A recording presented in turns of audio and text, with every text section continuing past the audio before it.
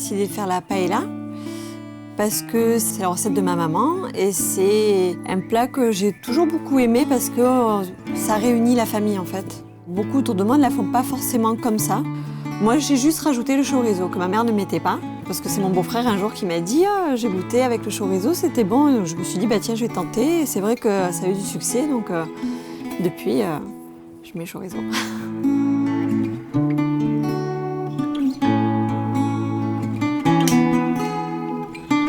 Donc pour réaliser cette paella, je mets de l'huile d'olive, 3 ou 4 piments de Cayenne selon les goûts. Je commence par faire revenir le poivron, donc de chaque côté qui colore un petit peu. Ensuite, je le réserve. Je passe au poulet, je le fais revenir, pareil, qu'il soit bien doré. Je le réserve. Pareil pour le porc, un petit peu plus, parce que comme c'est du porc, je préfère bien le cuire.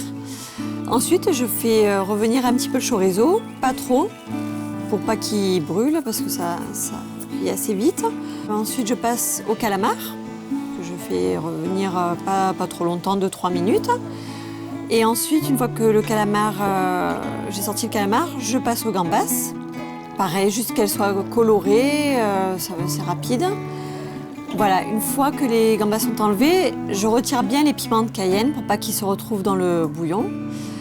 Et donc après, je passe au bouillon, donc dans une grosse marmite.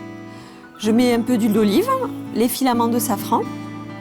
Il faudra une tomate bien mûre parce que, en fait, après on la broie avec le persil et ça fera un petit départ de sauce.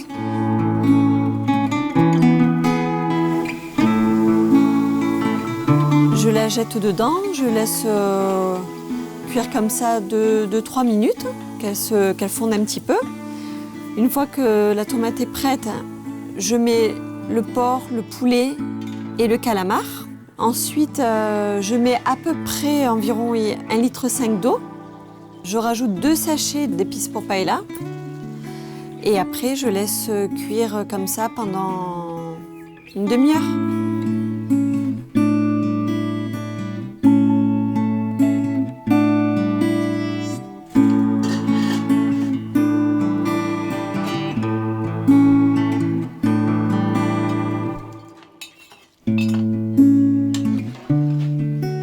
Maintenant, je prends la grande poêle où sera présentée la paella. Donc, je mets pas mal d'huile d'olive quand même. Je commence à faire revenir doucement l'ail, coupé en 2, dedans. Ça va donner un petit goût au riz sympa. Une fois que l'ail a commencé bien à dorer, je rajoute donc le riz. Je remue, je laisse comme ça 3-4 minutes, bien que le riz devienne transparent. Une fois qu'il est transparent, donc je commence avec le bouillon à louche par louche. Je rajoute au fur et à mesure qu'il absorbe. Ça fait un peu comme une cuisson peut-être de risotto. C'est vrai que c'est ce qui la rend peut-être un peu particulière aussi. Une fois qu'il a commencé à absorber, je commence à mettre en place la viande, la garniture.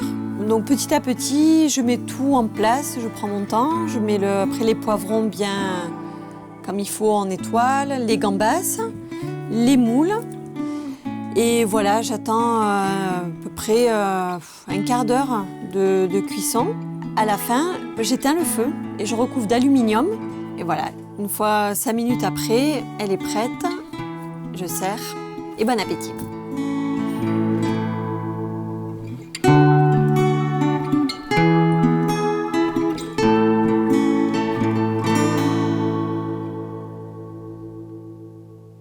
Cette recette vous a plu? Alors si vous aussi vous souhaitez la réaliser chez vous, vous pouvez commander notre box mijotée, incluant tous les ingrédients nécessaires à la réalisation de cette recette, sur notre application mobile Boucherie Cave Rivière dans l'onglet Mijoter.